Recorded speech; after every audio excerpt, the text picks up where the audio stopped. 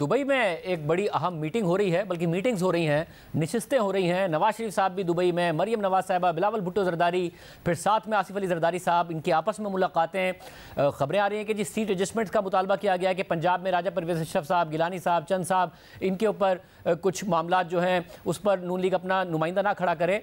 आपने पहले खबर दी थी कि इनकी इख्तलाफ होंगे नहीं, इख्तलाफात शुरू हो गए हैं। वो खबर दुरुस्त साबित हुई। चेयरमैन PCB के ऊपर पीछे हटना पड़ा नून लीग को, फिर फंड्स वज़ीर आज़म को जारी करने पड़े, मगर फिर नून लीग ने कहा कि मामला ठीक हो गए हैं। अभी दुबई में क्या हो रहा है? केयर टेकर सेटअप के हवाले से भी खबरें आ रही है कि वो भी उस पर भी बातचीत हो रही है। क्या हो रहा है?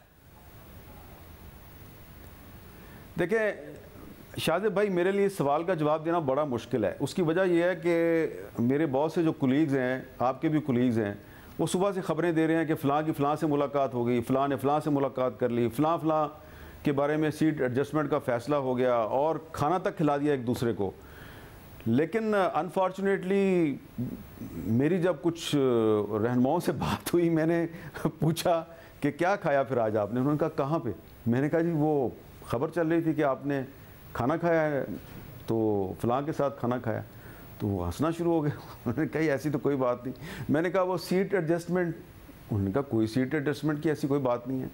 तो मुझे लग रहा है कि जिन लोगों को पंजाब में लगता है कि वो इलेक्शन लड़ेंगे और इलेक्शन लड़ के जीतना उनके लिए मुश्किल है, वो खुद ही ऐसी खबरें फीड करवा रहे हैं कि जी आप देखें ना, ये जो नाम आपने लिए हैं 3-4 नाम, उसमें और भी कुछ लोगों के नाम आप शामिल कर लें, तो इन्हीं लोगों के नाम क्यों आ रहे हैं?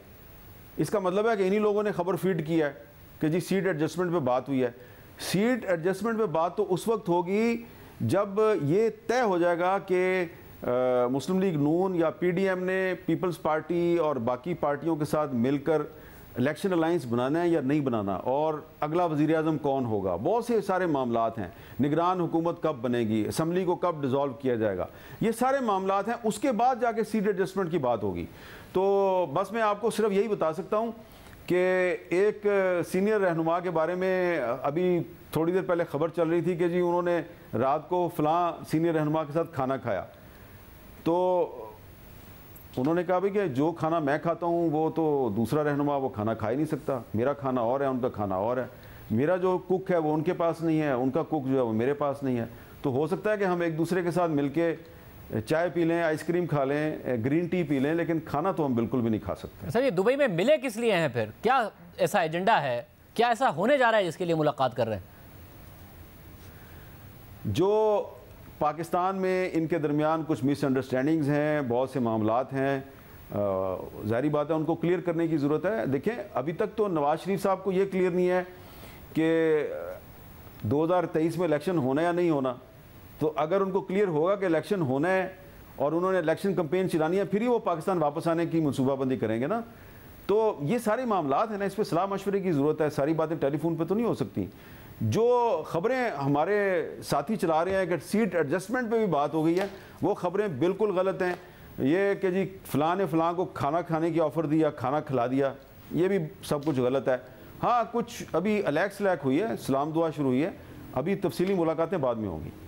साहब, और 2023 में इलेक्शन के हवाले से ये मामलात आपको लग रहा है कि होने जा ही रहे हैं, या फिर नून लीग में भी और पीपल्स पार्टी में भी कुछ शकूक व शुबात इस हवाले से पाए जाते हैं कि जी शायद हम तो चले जाएंगे अगस्त में, मगर फिर अक्टूबर नवंबर में इलेक्शन नहीं हो पाएंगे? देखिए कोई शकूक व शुबात नहीं है। ये दोनों जो बड़ी पार्टियां, इन्होंने बहुत से मामलात जो हैं वो बहुत से लोगों पे छोड़ रखे हैं। तो जब वो फैसला करेंगे कि इलेक्शन कब होना है तो इलेक्शन भी हो जाएगा। लेकिन एक कॉन्स्टिट्यूशनल रिक्वायरमेंट तो है ना कि अक्टूबर 2023 में पाकिस्तान में एक इलेक्शन हो जाना चाहिए। लेकिन अब हम क्या करें कि पंजाब की और खैबर पख्तूनख्वा की हुकूमत भी 3 महीने के लिए आई थी इलेक्शन करवाने के लिए, लेकिन उन्होंने इलेक्शन नहीं करवाया, बाकी सब कुछ करवाया। तो इसी तरह अब अगर ये पार्लियामेंट का टेन्योर ख़त्म होता है और अगस्त में एक निगरान हुकूमत आती है, तो वो 3 महीने के लिए तो शायद ना आए, ना हो सकता वो भी 6 महीने के बाद इलेक्शन करवाएं।